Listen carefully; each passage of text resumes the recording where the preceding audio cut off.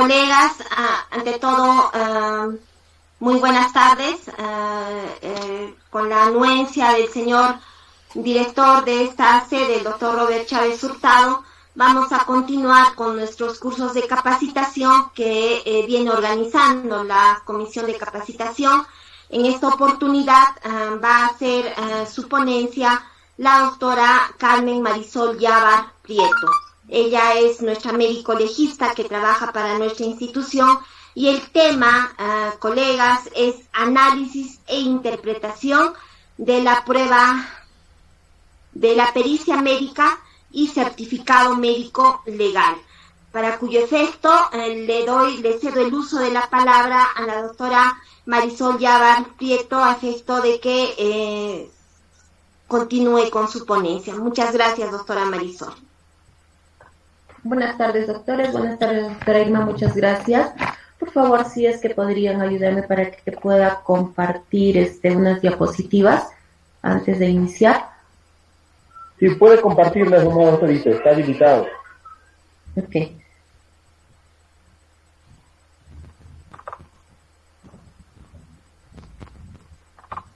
Bueno, previamente a abocarnos al tema que nos ha convocado,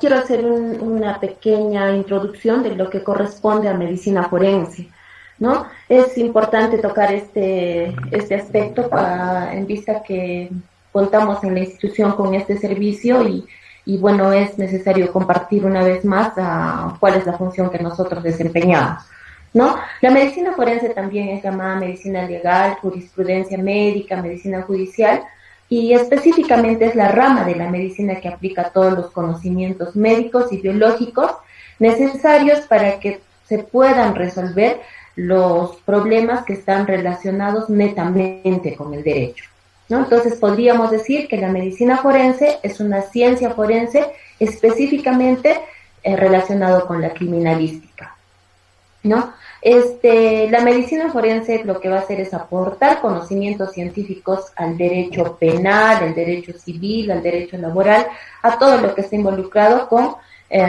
los temas de derecho, ¿no? ¿Cuál es nuestro campo de acción, ¿no? Se pueden hacer exámenes a personas vivas, ¿no? A cadáveres y también a muestras biológicas.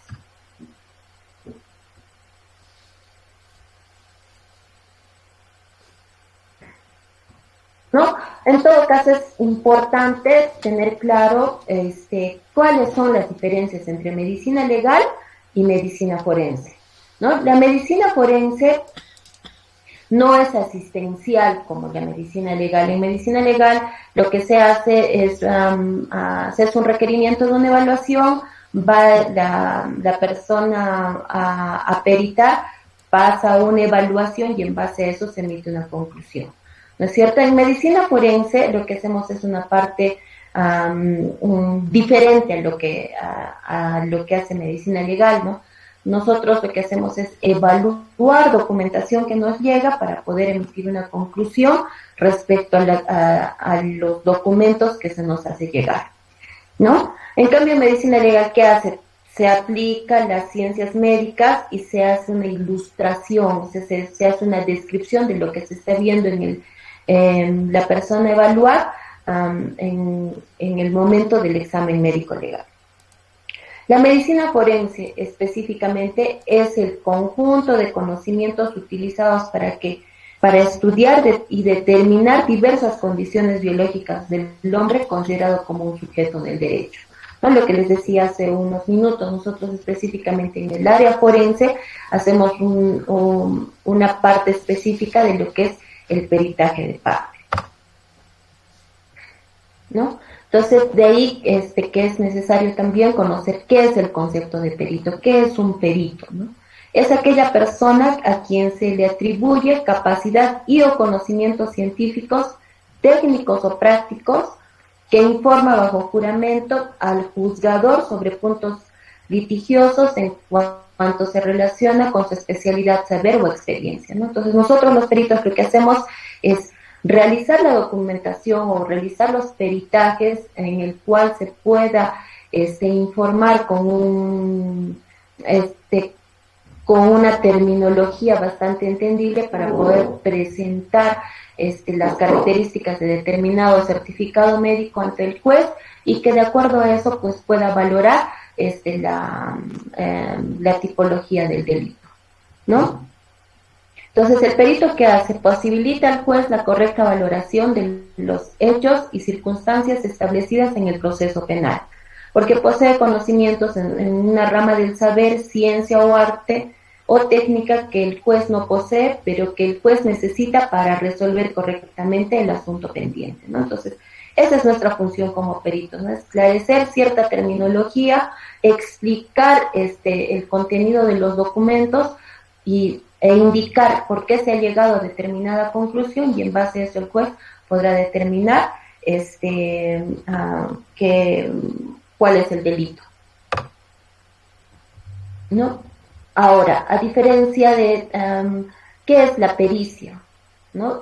La pericia es el medio probatorio, es el documento con el cual se intenta obtener para el proceso un dictamen fundado en especiales conocimientos científicos, técnicos o artísticos, útil para el descubrimiento o la valoración de un elemento de prueba, ¿no? Entonces, en la pericia lo que se va a hacer es una evaluación en concreto de un documento específico para poder, de acuerdo al tipo de delito, nosotros poder esclarecer o poder explicar de mejor manera el por qué se ha llegado a determinada conclusión para que ustedes puedan tener un conocimiento claro del documento evaluado, ¿no?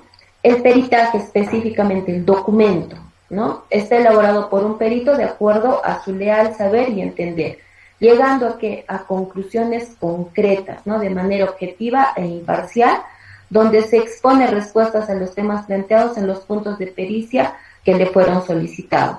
Es importante determinar indicar en este momento que el peritaje es un documento objetivo, ¿no? El peritaje no tiene la función de poder elaborarla a favor de una persona u otra, no podríamos nosotros elaborar un documento en el cual podamos favorecer de alguna manera o pretender cambiar el documento o las conclusiones para favorecer ya sea a la parte agraviada o a la parte imputada.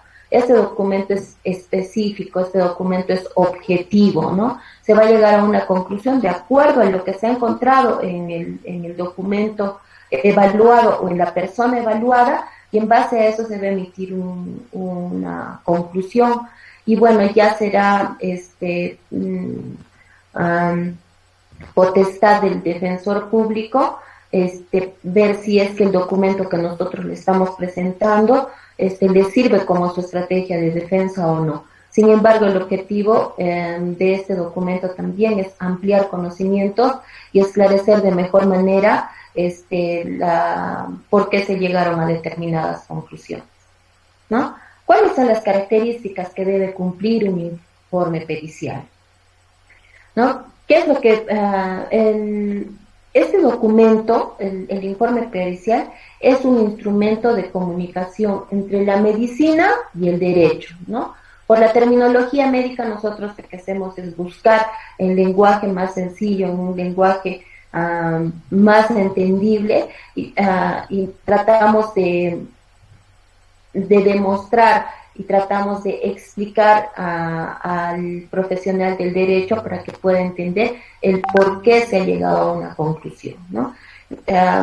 Las conclusiones solamente se emiten en los informes periciales o en los certificados médicos legales, ¿no? A diferencia de los diagnósticos cuando hablamos de una atención médica en un centro de salud o en una clínica, ¿no? ¿Qué es lo que se hace también ahí? Materializar las respuestas en las cuestiones sobre las que se pregunta el perito, ¿no? En algunos documentos lo que podemos evidenciar cuando vienen a hacer ustedes la consulta son que hay ciertas dudas respecto a terminología utilizada, respecto a conclusiones arribadas y respecto a los días de incapacidad que se le ha podido otorgar a la persona que ha sido peritada, en este caso, pues a los días de incapacidad estamos hablando específicamente de lo que corresponde a la baremación. Este documento debe estar confeccionado de manera que sea comprensible a los sistemas jurídicos, ¿no? Es cierto que al igual que los profesionales del derecho manejan terminología específica que de repente para el común de las personas no es muy conocido, de la misma manera pues en el área de la medicina también se presenta esta dificultad, ¿no? ¿Cuál es el contenido que debe tener un informe pericial?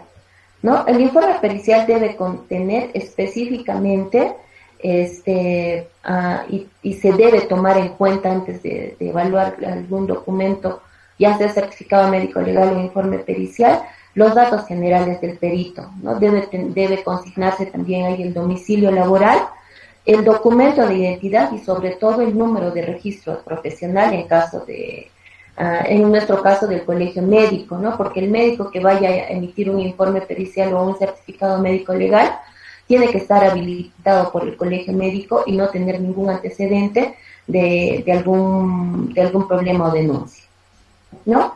Como segundo punto, la descripción de la situación del estado de los hechos, ¿no?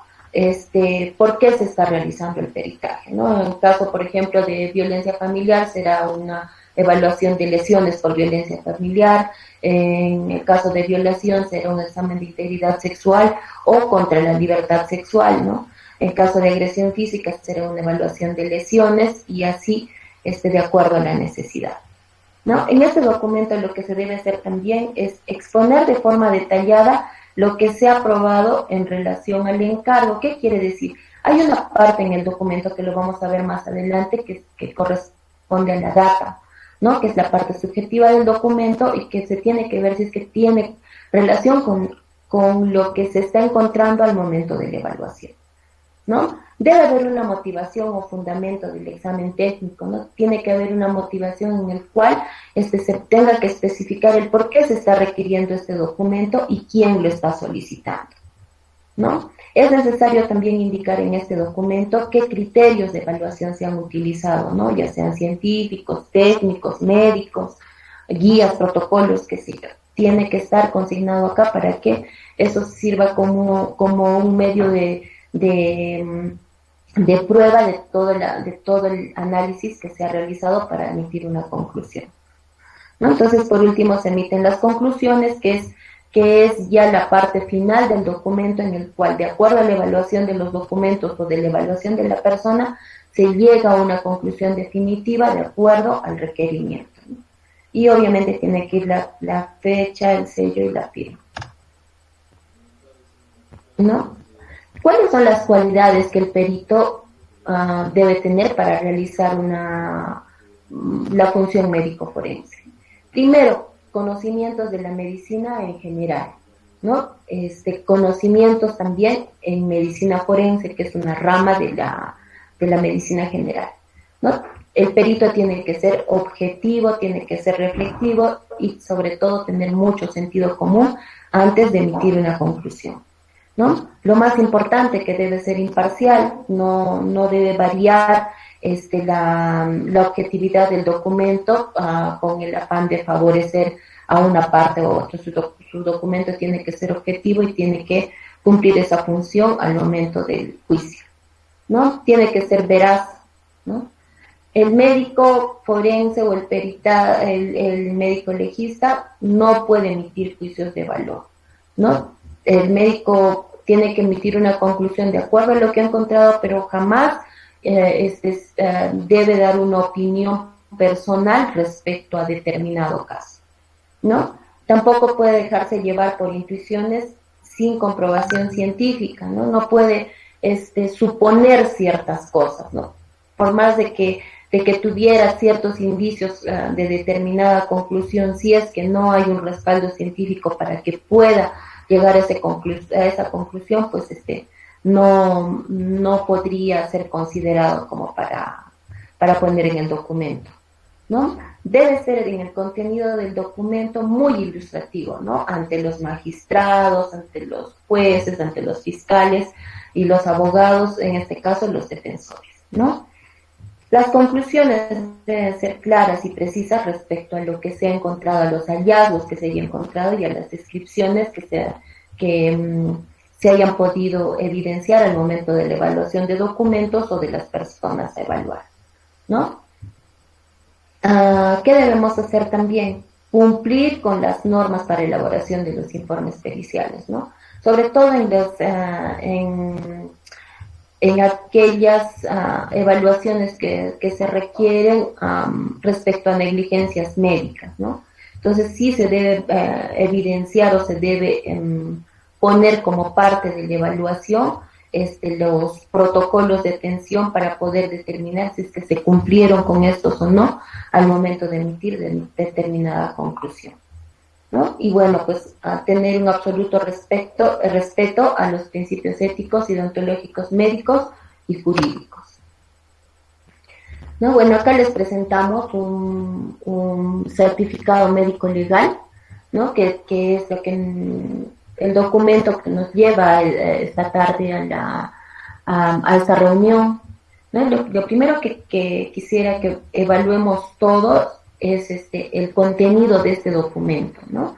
Si vemos, este es un certificado médico legal que ha sido emitido por el Instituto de Medicina Legal, en el cual se consignan ciertos datos, ¿no?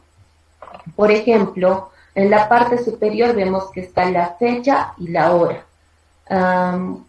Es necesario mencionar que esta fecha y esta hora no necesariamente puede estar en relación directa con el contenido del documento. Muchas veces se realiza la evaluación, por decir, en horas de la mañana y por falta de tiempo, por falta de sistema o por algún otro motivo, puede ser que se consigne una hora que no corresponda a la hora exacta de la evaluación, ¿no? Y bueno, inmediatamente después podemos ver en la parte superior también que dice RML adultos, ¿no? Es un reconocimiento médico legal que ha sido a una persona adulta. Si fuera menor estaría consignado también ahí, ¿no? Y ahí podemos ver en qué consiste, de qué trata este documento que vamos a analizar. Es un certificado médico legal al cual se le ha asignado un nombre de acuerdo al orden de ingreso y en el cual vemos que tiene las letras LT, ¿no? Entonces, en este caso, es un certificado médico legal por lesiones de tránsito, ¿no? Como les había indicado también, se debe consignar en el documento, o en el documento debe ir quién está requiriendo este certificado, ¿no? En este caso ha sido solicitado por una comisaría, puede ser solicitado por la fiscalía, puede ser solicitado por el juez, ¿no? Entonces ahí se tiene que considerar quién está requiriendo este documento y el número de oficio con el cual se está haciendo este requerimiento, ¿no? Entonces ya después de esto vienen los datos de filiación. Por ejemplo, acá está practicado a una persona adulta de sexo femenino, se debe consignar siempre el número de documento de identidad. Si es que no se contara con estos datos, pues se tendrá que de todas maneras tratar de buscar una ficha RENIEC para poder acceder a este dato, que es bastante importante. También se debe considerar, y es muy importante, la edad, porque esto nos va a determinar también ciertos parámetros para poder llegar a una conclusión. Bueno, seguidamente de eso vemos por qué está pasando esta evaluación. En este caso está indicando que es por lesiones de tránsito, ¿no? Y bueno, ahora vemos que viene un ítem que corresponde a la data. Como les había dicho en su momento, pues el certificado médico legal y el informe pericial está compuesta por tres áreas importantes, ¿no? Uno que es el de filiación, después la data, que es la parte subjetiva del documento, ¿no? Y el examen médico o el examen de los documentos y las conclusiones, que es la parte objetiva del documento, ¿no? En la parte subjetiva vamos a consignar o se va a consignar todo lo que la persona que está siendo peritada, la persona que está siendo evaluada, va a referir, ¿no? En este caso dice, refiere suceso de tránsito, refiere que ha sido un atropello por camioneta cerrada en fecha tantos, horas tantos, ¿no? Y especifica dónde ha sido y también da un dato importante que refiere pérdida de conocimiento momentáneo, ¿no? Y que fue auxiliado por la policía. Es importante considerar la data porque en la data nosotros vamos a escuchar lo que la persona peritada nos va a indicar, ¿no? En el caso, por ejemplo, de un delito contra la libertad sexual, si es que es una menor de edad, vendrá acompañado pues, por un tutor, por su mamá, por algún familiar directo, ¿no? Entonces, ahí nos va a relatar de manera muy sucinta qué es lo que ha pasado y cómo se han suscitado los hechos, ¿no? Podría ser, por ejemplo, que sea una menor que diga que ha sufrido agresión sexual por una persona conocida en fecha tantos, horas tantos, y que ahí nos detalle también que sufrió golpes de puño, que le amarró de los brazos, y un montón de detalles que para nosotros nos va a servir como un antecedente, pero que también nos va a llevar a analizar el momento que nosotros hagamos el examen físico, ¿no? Entonces ahí ya viene la segunda parte, la tercera parte que les decía, que es la parte objetiva. En el examen médico, el médico lo que va a hacer es evaluar y describir de manera detallada todo lo que encuentra al momento del examen físico, ¿no? Entonces podría de repente encontrar, no sé, arañones en el rostro, no sé, hinchazón o aumento de volumen a nivel de la rodilla. Entonces ahí va a detallar todo lo que está encontrando. Sin embargo, no necesariamente todo lo que se encuentra al momento de la evaluación del examen físico va a estar relacionado con lo que se refiere en la data. Por eso decimos que la parte objetiva es aquella que nos va a servir para ir a la última parte de nuestro documento, que es la conclusión, ¿no? En el cual se va a determinar si se encuentran lesiones recientes, si se encuentran lesiones en evolución tardía, si se encuentran signos de agresión sexual o no, en este caso, por ejemplo, si fuera de integridad, si es que hubo signos de desfloración o no. Entonces, es bastante importante el examen físico para emitir la conclusión, más no tenemos que considerar como algo importante la data para llegar a las conclusiones referentes al documento, ¿no? Ahora, después de las conclusiones vemos que hay dos ítems, ¿no? Que es la atención facultativa y la incapacidad médico-legal. Es importante mencionar esto porque la atención facultativa está relacionada específicamente al número de veces que la persona peritada o la persona que ha ido a ser evaluada o el documento en el cual se está evaluando va a requerir de la evaluación de un médico en cualquier especialidad, ¿no? En este caso, por ejemplo, podemos evidenciar que dice atención facultativa 10, lo que quiere decir que esta persona requiere, por la gravedad de sus lesiones, 10 atenciones o 10 evaluaciones o 10 consultas por un médico en las diferentes especialidades, ¿no? Y la incapacidad médico-legal son los días en los cuales, o el término promedio en el cual las lesiones o la lesión más grave que se ha encontrado al momento de la evaluación se va a resolver. ¿Ya? Entonces, la atención facultativa, número de atenciones por un médico. La incapacidad médico-legal, el tiempo promedio en el cual se va a resolver la lesión más grave encontrada al momento de la evaluación. Y bueno, hay un ítem también que es bastante importante, si lo podemos evidenciar acá, que es salvo complicaciones. El hecho de ponerle a un certificado médico legal salvo complicaciones nos está dando la puerta abierta o nos está dando la opción de que este documento pueda que quede ahí o que tiene la posibilidad de ampliarse, ¿no? Porque, por ejemplo, en este caso, que es un accidente de tránsito, se hace una evaluación por lesiones de tránsito y esta persona ha tenido una luxofractura, ¿no? Ha tenido una fractura más y se ha salido el hueso de la articulación, en el tobillo izquierdo y ha habido una lesión de las partes blandas y por ende le han dado los días o le corresponde 60 días de incapacidad médico-legal. Pero acá viene también el criterio del médico, porque no va a ser lo mismo que tenga esta luxofractura un niño, una persona adulta o un anciano.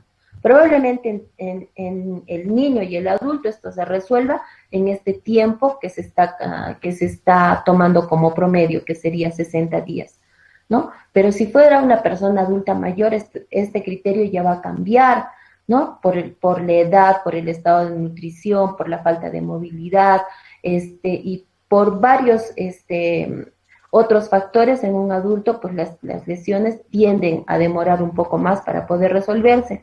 Entonces, de ahí que viene este ítem de salvo complicaciones para poder dar un espacio y se pueda hacer una ampliación de este documento si es que es necesario, ¿no? Y bueno, vemos ahí que en observaciones lo que se pone es si es que se está requiriendo algún otro examen complementario, quién está requiriendo el documento y qué criterios se han utilizado para arribar a esa conclusión. Y bueno, finalmente se evidencia la firma, el sello, la colegiatura del médico y el número de DNI. ¿No? Bueno, acá vemos otro certificado que es por violencia familiar. El contenido, o bueno, la distribución de las partes es igual en todos los certificados, ¿no? Acá, por ejemplo, podemos ver que se ha consignado el nombre de la peritada, el número de DNI, la edad. En la data se ha consignado lo que ha indicado la persona, en este caso se refiere a haber sufrido maltrato físico por parte de su esposo, en fecha tantos, horas tantos, y ahí especifica, ¿no? Refiere a haber sufrido corte con cuchillo en el abdomen, espalda. Entonces, nos está narrando más o menos qué es lo que ha pasado y cuál ha sido el agente que ha podido provocarlo.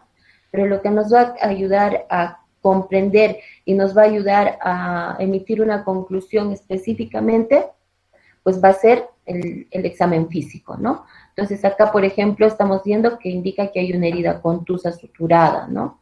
En la cabeza, al parecer, y bueno, algunas otras lesiones.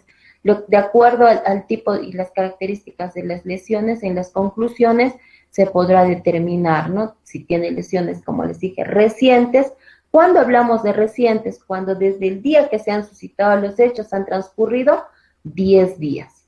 Después de los 10 días ya hablamos de lesiones antiguas o en evolución tardía, ¿no? Después tenemos que consignar cuál es el agente, cuál es el objeto que ha podido provocar esta lesión, ¿no? En una segunda oportunidad vamos a hablar sobre la lesionología y entenderemos de mejor manera cuáles son las características de cada uno de estos objetos, ¿no? Ahora, en este caso, por ejemplo, ¿por qué estoy presentando este documento? Es porque acá está dando un elemento de juicio el médico que ha hecho este documento, ¿no? Y dice, lesiones suponen riesgo a la vida de la persona, ¿no? Entonces, no es muy recomendable o no es recomendable que el médico, sin que se lo hayan pedido o sin que hayan pedido una ampliación respecto a su documento, ya de un elemento de juicio y que indique que se ha puesto en riesgo la vida de esta persona, si es que no ha habido una petición formal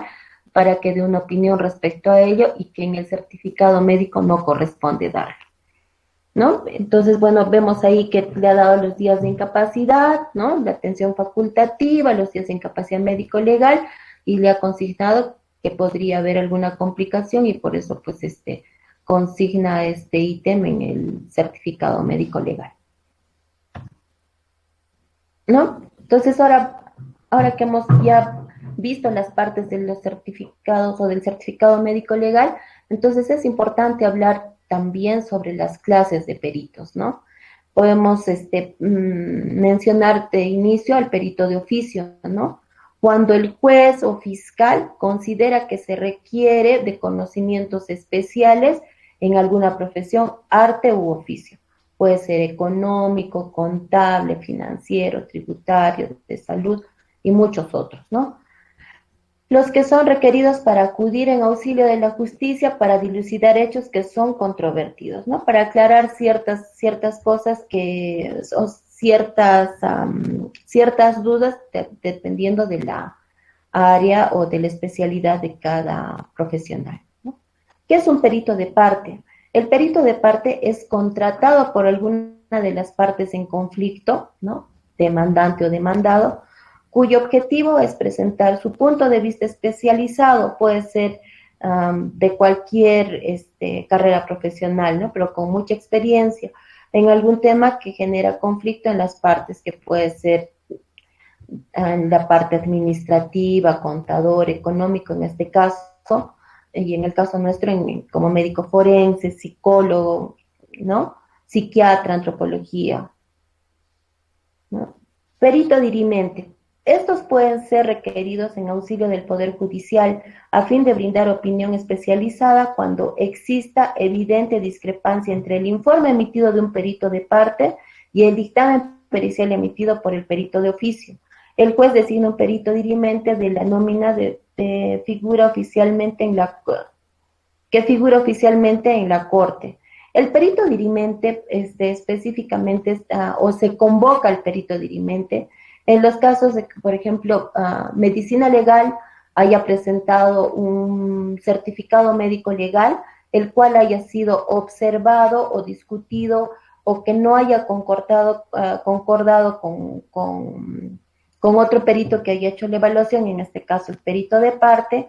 Ambos médicos emiten diferentes conclusiones o no coinciden en sus conclusiones, y en todo caso, si es que no hay coincidencias exactas respecto a las conclusiones, se busca un tercer perito que va a ser el que va a evaluar ambos documentos y va a emitir una opinión respecto a cuál de los dos peritos va a dar la razón. Entonces, esa es la función del perito dirimente. Y bueno, el perito de parte está facultado a presenciar las operaciones periciales del perito oficial, hacer las observaciones y dejar las constancias que su técnica les aconseje, ¿no? El perito de parte, ¿qué es lo que hace? Lo que hace es evaluar la documentación recibida, en este caso de medicina legal, y hará las observaciones respecto a las conclusiones a las cuales ha arribado, si es que tienen concordancia con los hechos y con el examen físico o con la evaluación de los documentos, y si es que están de acuerdo y emiten las mismas conclusiones, pues sería lo ideal, pero en la mayoría de los casos hay muchas cosas que observar y por tal motivo pues se emiten los peritajes de parte para poder hacer notar que la documentación que se ha evaluado pues no está o no se encuentra acorde a las conclusiones que ha emitido en medicina legal en este caso. ¿No? Bueno, eso es todo lo que concierne a nuestra presentación el día de hoy. Si es que hay alguna duda, alguna consulta respecto a la presentación, estamos atentos a sus consultas. Muchas gracias, doctora Marisol Llavar. Colegas, estamos ya en la etapa de las preguntas. Si alguien quisiera hacer alguna pregunta, por favor, lo pueden hacer en este momento.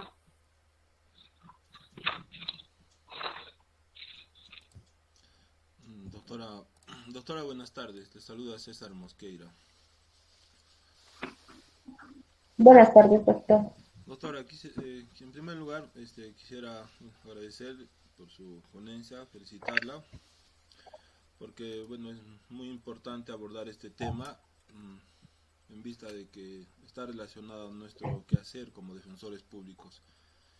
En segundo lugar, yo quisiera hacer una pregunta, ¿no? Es lo referente a estos casos en los cuales el médico pide una evaluación por un especialista. Bueno, yo en particular tuve un caso en el cual, en un caso de robo, el presunto agraviado, el agraviado tenía un golpe fuerte en uno de los ojos, ¿no? Entonces se había ordenado de que se le practique una ampliación por un oculista, pero ello no fue así, sino que pasó un periodo de tiempo de 1 año y medio y recién el agraviado obtuvo, ¿no?, de la misma fiscalía un oficio para que le practiquen una ampliación, y el oculista determinó que había perdido la visión del ojo, ¿no? Pero ya había pasado 1 año y medio. Quería preguntarle, ¿no?, si existe algún criterio, hasta cuánto tiempo es posible que respecto de una lesión se pida su ampliación por un especialista, porque ese aspecto, por ejemplo, nosotros desconocemos, considero que no puede ser tan largo, ¿no? Gracias, esa es mi pregunta. Bueno, sí, doctor, lo ideal o lo normal es que, por ejemplo, una vez que ha pasado el reconocimiento médico legal, en ese momento se le pide las interconsultas al peritado para que pueda pasar por las diferentes especialidades, y en base a eso se pueda realizar una ampliación del documento, ¿no? Es muy poco probable que después de bastante tiempo se haya hecho el requerimiento de evaluación por especialidad, salvo que después de haber transcurrido todo ese lapso de tiempo, recién el peritado haya acudido a medicina legal para pasar la evaluación. En su mayoría, la evaluación primigenia es que se hace el requerimiento de todas las atenciones por las diferentes especialidades, y en base a eso se va a poder hacer una ampliación, ¿no? Entonces, podría haber sido el hecho que el usuario, el peritado, no haya acudido en el tiempo correspondiente a la evaluación, y que haya esperado un tiempo bastante largo como para poder ser atendido por el especialista, y bueno, pues como consecuencia perdió la vista, ¿no? Sin embargo, eso no quiere decir que las consecuencias de esta agresión no hayan concluido en esta pérdida de la vista. Entonces, el médico evaluador, el médico legista, el médico forense sí está en la capacidad de poder emitir un documento en el cual indique si es que efectivamente esta pérdida de visión corresponde o está relacionada con la fecha de la data. Gracias, doctor. ¿Alguna otra pregunta, colegas?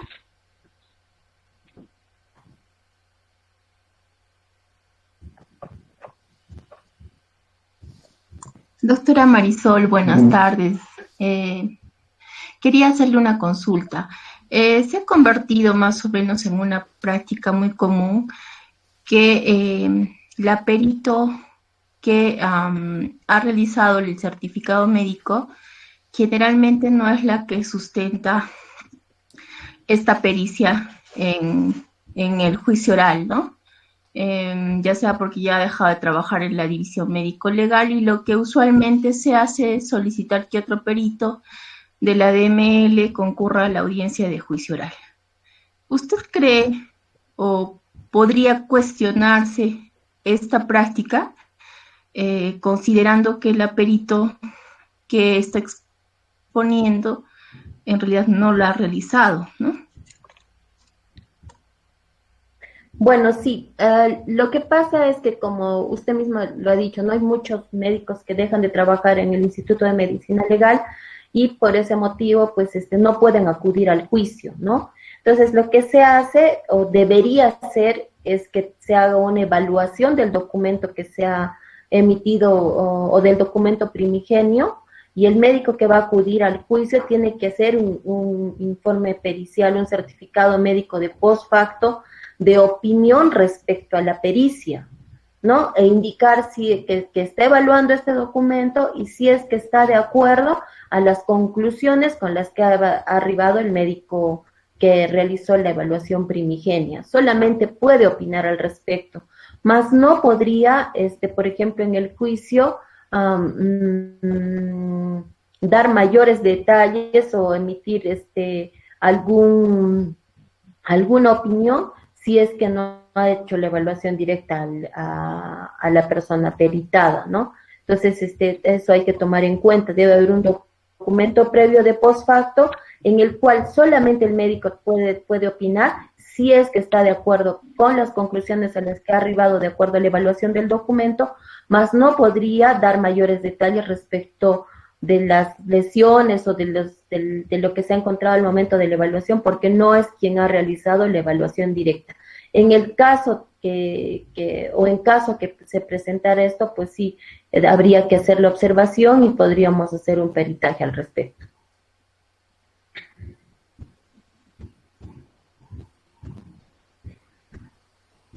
Gracias, doctora Marisol. Otra pregunta, colegas. Doctora, permítame a mí hacerle una pregunta, por favor. Usted dentro de su exposición nos ha puesto en conocimiento de que los médicos legistas o en todo caso los peritos no pueden dar apreciaciones respecto a los hechos que han acontecido. Mi pregunta es si en juicio oral a un perito que ha emitido un reconocimiento médico legal puede determinar, concluyendo, por ejemplo, en un delito de violación sexual, que sí se cometió el delito. No. Lo que debería hacer o lo que debería hacer el médico que está siendo evaluado es hablar en relación a lo que ha encontrado al momento de la evaluación, a las conclusiones que ha arribado, mas no podría dar una opinión si es que corresponde o no, porque eso no es no es una función del médico, ¿no? Para eso hay otras personas que están a cargo de la investigación y podrán determinar si es que corresponde a una violación o no. ¿No? El médico forense, el médico legista, lo que hace es evaluar y en base a eso emitir una conclusión si es que encontró alguna lesión, si es que encontró algún signo, y en base a ello pues emitirá una conclusión más. No podría dar opinión alguna respecto al tipo de delito que se ha cometido en este caso, o que está en investigación, ¿no? Gracias, doctora. ¿Alguna otra pregunta, doctores?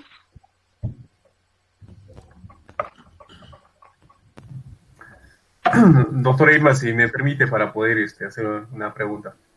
Adelante, doctor Lanti. Ante todo, muy buenas tardes a todos los colegas presentes en este plenario.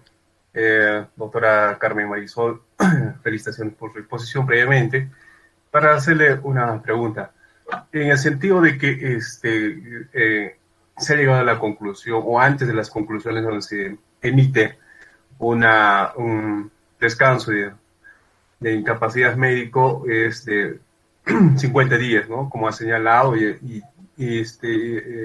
descanso facultativo estamos hablando de 10 días.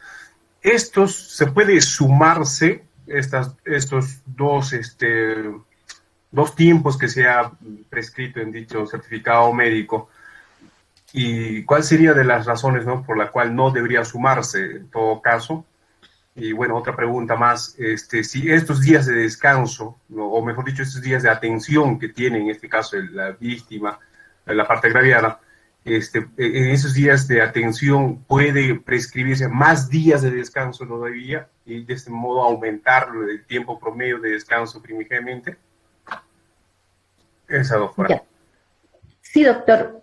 No se puede, respecto a la primera pregunta, como ya les había comentado antes, los días de atención facultativa son las veces que la persona peritada requiere de ser evaluado por un médico en diferentes especialidades o de la misma especialidad, ¿no? Y los días de incapacidad médico-legal son los días, es el tiempo promedio en el cual se va a resolver la lesión más grave que se ha podido evidenciar al momento de la evaluación, ¿no? ¿Por qué se considera como límite la lesión más grave? Porque dentro de esto va a estar incluidas las lesiones de menor las lesiones más simples, las lesiones de menor gravedad y que van a estar incluidas en este lapso de tiempo para resolverse. Ya, en todo caso, no se podría sumar los días de incapacidad médico-legal más los días de atención facultativa porque ambos tienen dos funciones específicas diferentes, ¿no? Ahora, respecto a la ampliación, sí es posible realizar ampliaciones. Por ejemplo, ¿no? Podría darse el caso que venga alguien a la evaluación primigenia y presente un aumento de volumen, por decir, en la muñeca del brazo o del antebrazo derecho, ¿no? Entonces, nosotros en la simple evaluación, por ahí podemos evidenciar que hay una luxación o que hay crepitación, que es un signo de fractura. Sin embargo, a simple vista, por más que nosotros tengamos todos los criterios para poder indicar que hay una fractura, tenemos que tener un documento que respalde el diagnóstico que nosotros estamos realizando. Entonces, ¿qué es lo que se tiene que hacer? Pedir una radiografía con un informe por el médico radiólogo que nos acredite o que de alguna manera sustente de manera científica y con pruebas, en este caso la placa radiográfica, que existe una fractura, ¿no? Entonces, en este caso, ¿qué es lo que podría pasar? Que venga con un aumento de volumen y que, bueno, el médico evaluador lo que va a hacer es dar los días de incapacidad por el aumento de volumen, que por decir, ¿no? De acuerdo a la baremación le corresponde a 5 días. Pero si el médico tiene ya la sospecha que hay una fractura, sabe que estos días de incapacidad, que estos 5 días que le va a dar, van a necesariamente tener que ampliarse con el resultado de la placa radiográfica, ¿no? Entonces, que por una fractura, no sé, de radio, de cúbito, podría ser hasta 25 días de incapacidad. Entonces, de ahí que sí existe la posibilidad de la ampliación de los días de incapacidad que el médico da en la evaluación primigenia.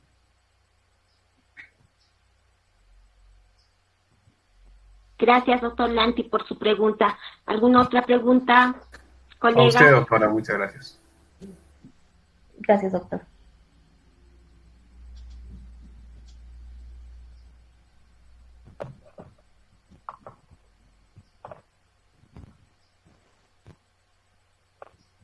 Doctora Irmita, buenas tardes. ¿Sí se puede preguntar?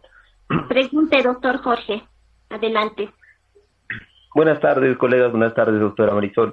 Doctora, quería hacerle un par de preguntas respecto de... ahora tenemos en diversas instituciones médicos legistas. El Poder Judicial tiene un equipo multidisciplinario, el Ministerio Público, creo que el Centro de Emergencia Mujer también tiene. ¿Hay algún protocolo, alguna guía que se maneje a nivel nacional o quizá internacional que debamos nosotros tomar en cuenta para en algún momento cuestionar alguna pericia que nos dé estos estándares mínimos para que pueda ser objetivo una pericia? Esa es una pregunta. Y doctora, respecto de el certificado médico, usted en su exposición nos dijo que debe basarse en la objetividad y también en el sentido común. Cuando nos indica sentido común, me recuerda a lo que los jueces también utilizan, ¿no? El sentido común para evaluar las pruebas, también las máximas de la experiencia. Esto generalmente se plasma en la resolución. En un certificado médico legal, ¿cómo se plasma el sentido común que usted nos ha indicado? Muchas gracias, doctora. Ya. Respecto a la primera pregunta, doctor, efectivamente, médicos forenses, médicos legistas, ahora hay en diferentes instituciones del Estado, pero el documento en el cual nos regimos todos como referencia para poder hacer alguna evaluación o tener algún criterio respecto a las documentaciones o a la documentación evaluada, es la guía o las guías, ya sean de valoración de integridad de lesiones, integridad sexual o tanatológico del Instituto de Medicina Legal. Esos son los documentos en los cuales nosotros nos basamos para poder emitir alguna opinión respecto a los documentos evaluados y emitidos por Medicina Legal u otras instituciones. Respecto a lo que acaba de mencionar en su segunda pregunta del sentido común. Sentido común en relación a que se debe tener un trabajo o un criterio claro respecto a la evaluación que se está realizando, ¿no? Como le digo, no es que el médico, por muy grave que sea el caso, muy delicado que sea, no puede no puede involucrarse en el hecho o en la evaluación y buscar un culpable a quien en el momento dar la razón, quién es la víctima y quién es el culpable de esto, ¿no? Entonces el sentido común va en relación a esto, a que el trabajo tiene que ser objetivo, que el documento tiene que ser objetivo y que las conclusiones a las cuales se arriben tienen que estar sustentadas de acuerdo a la evaluación o al examen físico que se ha realizado, ¿no? No podría dar una opinión o una conclusión involucrándome de alguna manera con los hechos suscitados y que en base a ello yo me forme un criterio y emito una conclusión. Respecto a eso es a lo que se hace referencia, doctor.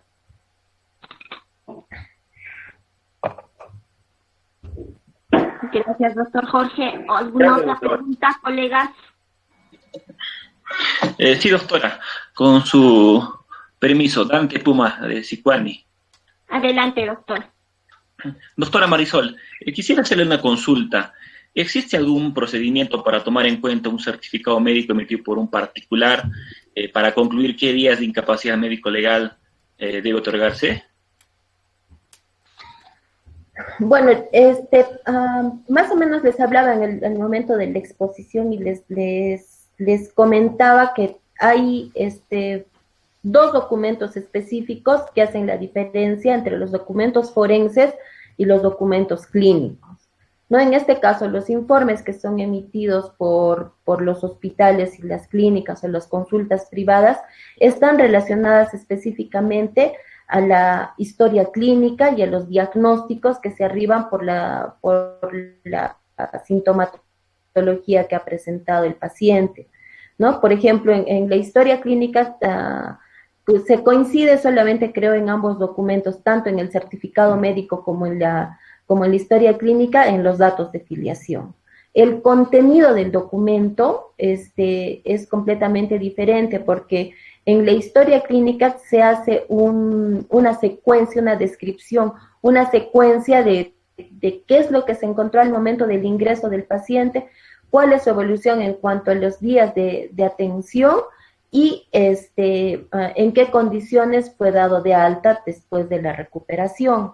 En el caso de los certificados médicos legales, lo que se hace es evaluar las lesiones y dar los días, concluir cuál ha sido el agente que ha provocado y el tiempo en el cual más o menos se va a resolver esta lesión, más no se da un diagnóstico con el fin de dar un tratamiento, sino se da los días de incapacidad con el fin de determinar el tipo del delito, ¿no? Entonces son dos documentos completamente diferentes, ¿no? Y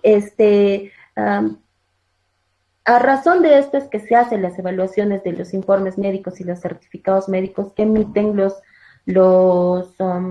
médicos asistenciales para poder determinar si es que, por ejemplo, las lesiones que se han encontrado al momento de la evaluación corresponden a la fecha de la data, o sea, la fecha que se han suscitado los hechos, y el tiempo en el cual se va a resolver va a estar en relación a un cuadro que está en la guía de lesiones del Instituto de Medicina Legal, y aparte de eso existe otro documento que también nos sirve de consulta y para poder tener un criterio adecuado del tiempo de resolución de esa lesión, que es la tabla de baremación, ¿no? el baremo es el que nos va a determinar cuánto tiempo más o menos, en cuánto tiempo se va a resolver esa lesión. Entonces son dos criterios diferentes, de ahí que, por ejemplo, el médico asistencial por una, no sé, por una fractura de nariz le podría dar 50 días porque es su criterio, porque cree que por el aspecto físico no puede dar cara de repente a sus en el trabajo, ¿no? A las personas que asisten o con quienes se tiene que entrevistar. Eso es un criterio del médico asistencial, pero en la parte forense, en la parte legal, lo que se busca no es ver específicamente eso, sino se busca el tiempo adecuado para que se pueda resolver esta lesión. Entonces, de ahí que los días de incapacidad que se emiten en los certificados o en los informes médicos no del todo pueden ser tomados en cuenta porque puede ser que se haya calificado más o menos y que no se haya considerado como un criterio de evaluación el tiempo de la baremación. Muchas gracias, doctor. Gracias, doctor Dante. ¿Alguna otra pregunta, colegas?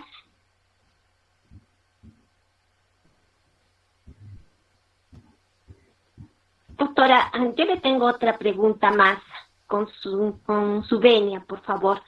Es un caso sui generis que me pasó en la defensa. Es el hecho de que me tocó asumir la defensa de un presunto acto de violación de un señor en contra de su hijastra. El hecho es de que en el reconocimiento médico legal concluía de que no desfloración, no himen complaciente y no se evidenciaba actos de relaciones sexuales en forma anal.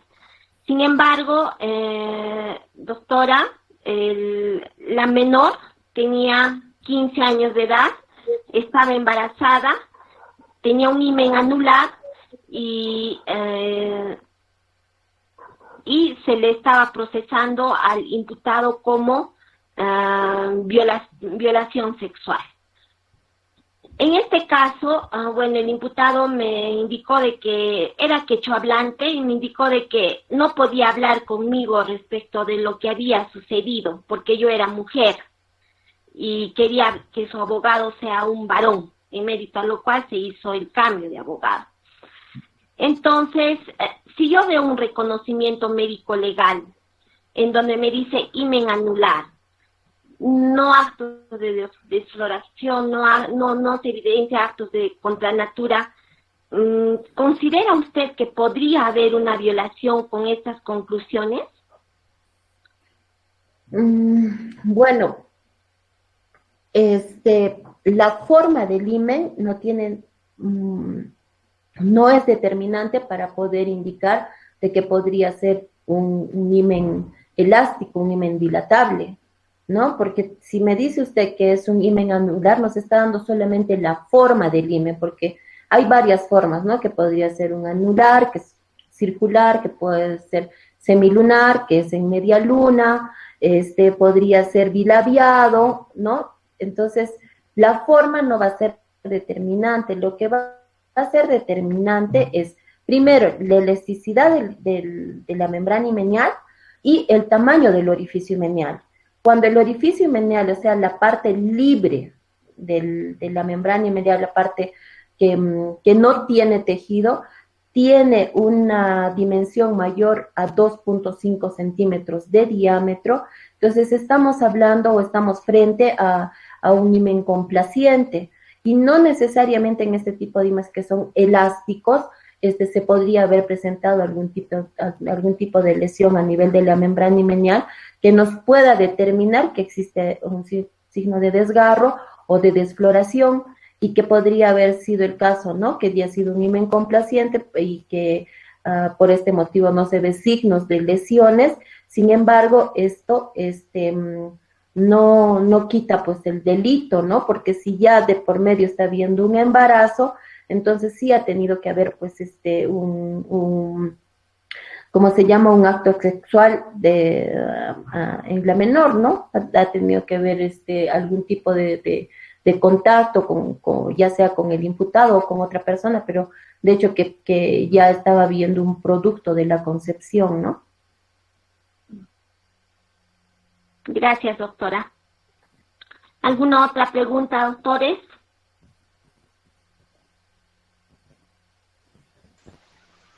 Sí, doctora, Edwin Quispe Canas. ¿Cómo está? Diga, doctor. Sí, mi pregunta es para la doctora. ¿Hay una diferencia entre el certificado médico y la pericia médica? Porque a veces el abogado, por ejemplo, no pide información sobre el consentimiento informado, o si se ha seguido procedimientos, por ejemplo, de perenización de imágenes a la persona evaluada médicamente. Porque generalmente se trabaja solo por el certificado médico y no de repente ver aspectos del procedimiento de la pericia propiamente hecha. Entiendo yo que el certificado médico es un documento que nos da un resumen de todo el procedimiento previo que debe existir, entiendo yo, porque lo conozco muy bien, a nivel de medicina legal, y el acervo documentario que debe tener.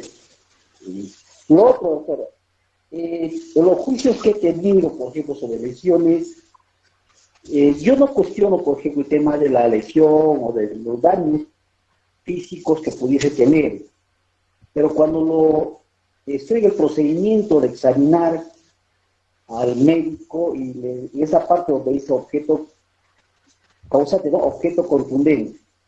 Entonces yo siempre les digo, a nivel de conocimiento y en general, ¿no? Existe la duda, la probabilidad y la certeza. Se puede decir a nivel de certeza que ha sido un palo de madera porque lo ha golpeado, y siempre me responden no. Pero nosotros tenemos este problema, por ejemplo, de que basta que haya un certificado médico legal, juzgado o fiscalía tiende a tener un prejuzgamiento de que lo ha lesionado. Porque puede ser la lesión que se haya producido, pero no como las circunstancias que en el proceso se pretende demostrar.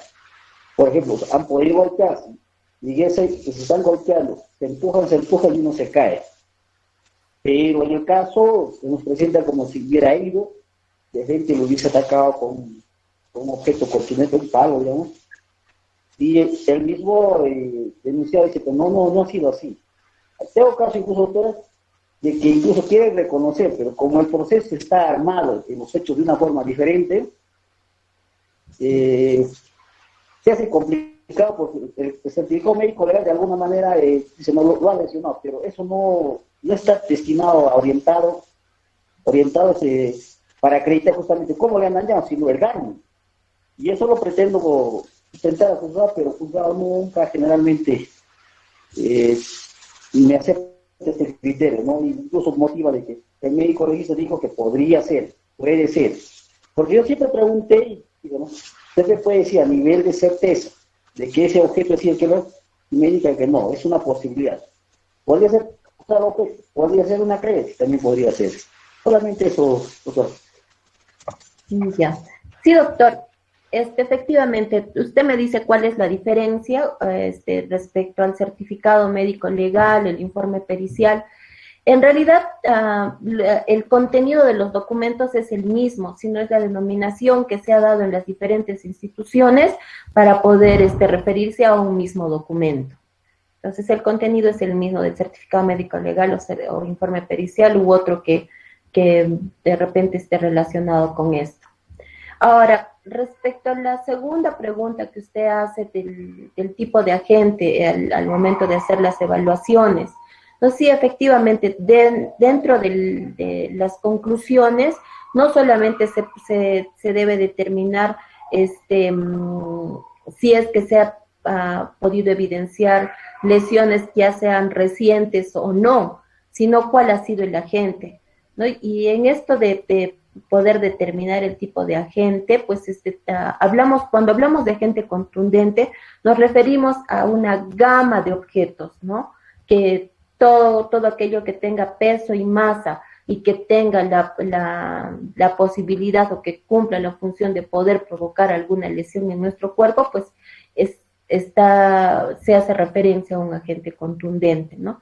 Sin embargo, pues el médico no va a poder determinar en ese momento, o no podría hacerlo, no debería hacerlo hasta de manera contundente, el hecho de decir que ha podido ser una patada, o ha podido ser un palo, o ha podido ser algún otro objeto. ¿Por qué? Porque al momento de la presunta agresión, el médico no ha estado presente. Lo único que puede determinar es si es que esa lesión ha sido provocada, en este caso, por un agente contundente o no, más no podría determinar, salvo que haya algún signo específico, por ejemplo, que haya quedado, no sé, pues que haya sido una patada y que haya quedado con unas botas, con un borseguí, por ejemplo, y que hayan quedado plasmados ahí algunas partes o algunas formas de este objeto, y que pueda ser determinante y decir sí, ¿no? Correspondía a esto, pero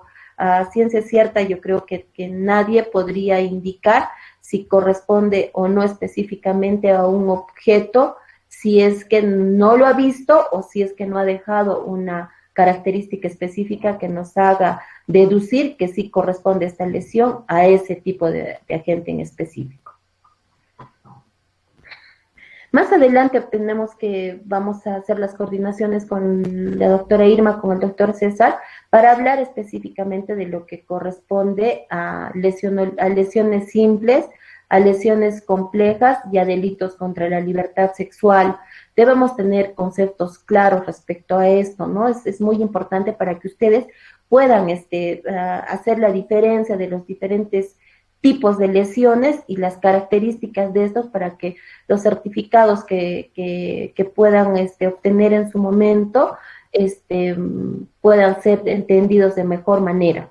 Entonces sí es necesario tener una siguiente sesión en el cual podamos hablar de estos temas. Gracias. ¿Alguna otra pregunta, doctores? Doctora, buenas tardes. El doctor Jonás de Quispicanchis. Quisiera hacer una pregunta a la médico legista, doctora Carmen. Doctor. Doctora Carmen, una consulta. ¿Existe a nivel de medicina legal algún protocolo, digamos, que exija, al menos en los exámenes de lesiones y en los exámenes médicos, por ejemplo, de integridad sexual, sacar la obligación del médico legista de sacar vistas fotográficas, y si en caso fuera así, y si no se tuviera estas vistas fotográficas, se podría cuestionar el certificado médico, o esto es, digamos, a un criterio discrecional del médico legista sacar vistas fotográficas y reservarlas en todo caso en el archivo de medicina legal. Esa es mi duda. Bueno, sí, de acuerdo, doctora, a la guía médico legal de valoración integral de lesiones corporales y de evaluación de integridad sexual, dentro del protocolo sí se consigna, está normado ahí que se debe hacer la perennización de las lesiones, ¿no? Y más aún todavía si se trata de una lesión grave que podría, por decir, tener el riesgo más adelante de provocar, por ejemplo, una alteración de la simetría facial, o sea, una desfiguración de rostro, que es un término jurídico, o que sea una evaluación de integridad sexual en el cual se evidencien lesiones o desgarros recientes a nivel de la membrana himeneal, sí es necesario, es una forma de respaldar las conclusiones a las cuales va a arribar el médico, porque ese va a ser aparte del certificado, va a ser el sustento de lo que ha podido evidenciar al momento de la evaluación. Es por eso que está normado dentro de las guías del Instituto de Medicina Legal, y en caso de obviarlo, pues eso ya sería responsabilidad del médico que no está cumpliendo con los protocolos que están mencionados en las guías, ¿no?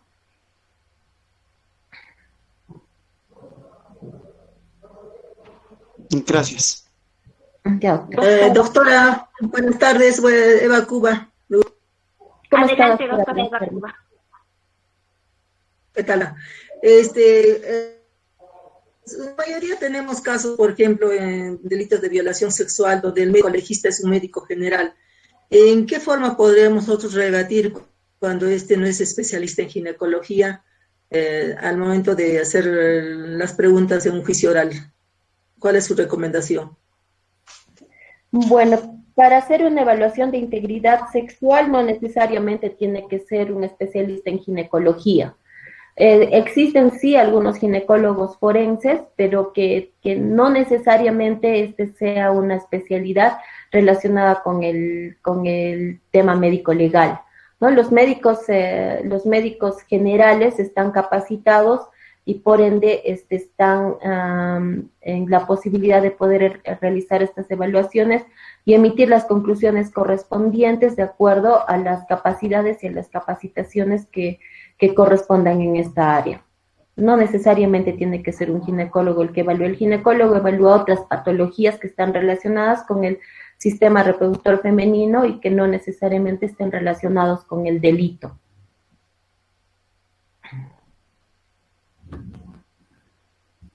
Gracias, doctora. Gracias. ¿Alguna otra pregunta, doctores?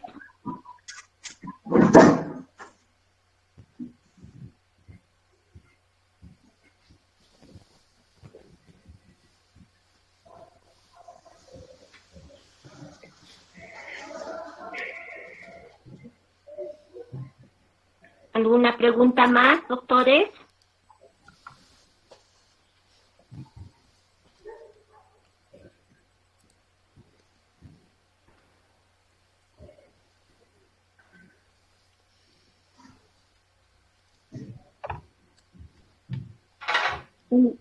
Doctora Carmen Marisol Yabar Prieto, la Comisión de Capacitación le da el más sentido agradecimiento por coadyuvar en nuestros conocimientos respecto a las pericias médicas y reconocimientos médicos legales.